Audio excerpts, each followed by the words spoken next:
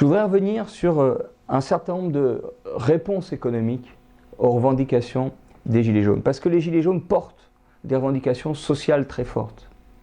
Une des choses qui est mise en avant, à juste titre, c'est qu'il faut changer la fiscalité. Il faut une fiscalité plus juste. Rétablir l'impôt sur la fortune, baisser la TVA, tous les impôts à la consommation qui sont très injustes. Mais, aussi importante soit-elle, cette fiscalité, si ce qu'on fait d'un côté, quelques dizaines de milliards, de l'autre côté, les entreprises le démolissent, en licenciant, en faisant de l'évasion fiscale, en faisant des délocalisations, des bas salaires, de la spéculation, de la pollution, eh ben, on fait un tout petit peu, on démolit de l'autre, ça ne va pas. Donc il faut agir sur les entreprises.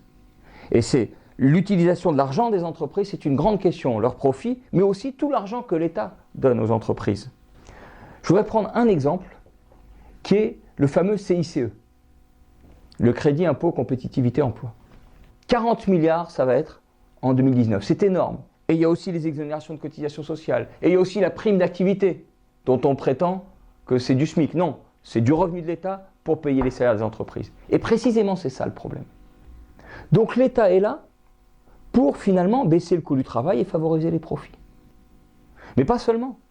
Il est aussi utilisé pour maintenir des bas salaires. Le CICE, une entreprise là, si elle fait des bas salaires. Et on développe la smicardisation.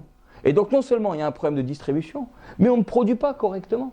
Et c'est la même chose avec les exonérations de cotisations sociales, et c'est la même chose avec la prime pour l'emploi, la prime d'activité, tous ces éléments que Macron présente comme permettant éventuellement aux smicards de toucher 100 € de plus. C'est 100 € de dépenses publiques. C'est-à-dire, on va prélever encore sur les gens des dépenses publiques qui ne vont pas faire des services publics, mais qui vont prendre en charge les salaires à la place des patrons et des profits. Et le mouvement des Gilets jaunes pose la question de la démocratie directe, et ce sera mon dernier point. Moi je crois, et nous croyons au Parti communiste, qu'on pourrait porter l'idée d'assemblée citoyenne, sociale, écologique et financière. Parce qu'il faut relier ces besoins socio-écologiques avec tout l'argent public et privé. Et là où les communistes sont forts, nous pouvons commencer, et là où les Gilets jaunes sont forts aussi. Et on pourrait les organiser localement, régionalement, avec les Gilets jaunes, bien sûr, les Gilets rouges, tout ce qu'on veut, les organisations syndicales, des artisans, des associations de toutes sortes, des élus, des forces politiques, pour faire le point des doléances et déboucher sur des revendications d'argent, à partir de ce qui existe comme argent, et des pouvoirs nouveaux. On ferait le point des besoins dans les territoires, besoins de services publics, de salaires, de revenus, d'emploi, de formation, d'infrastructures. Parce que, en face justement des besoins sociaux, il y a le problème du coût du capital, un étau qui étrangle et qui resserre les entreprises.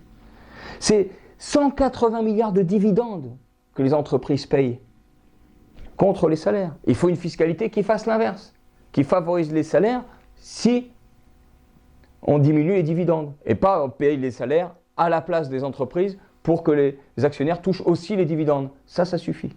Donc, des conférences citoyennes, sociales, écologiques et financières pour le point des doléances, des besoins, ouvrir les comptes, engager des suivis et obtenir des droits qui sont à la fois un élément de démocratie directe, mais qui peuvent ressourcer aussi la démocratie représentative, parce qu'il s'agit d'aller de ces assemblées locales, régionales, jusqu'à des décisions nationales et des lois nouvelles donnant des pouvoirs sur l'utilisation de l'argent, voire mettant en cause ce qui se fait au niveau européen.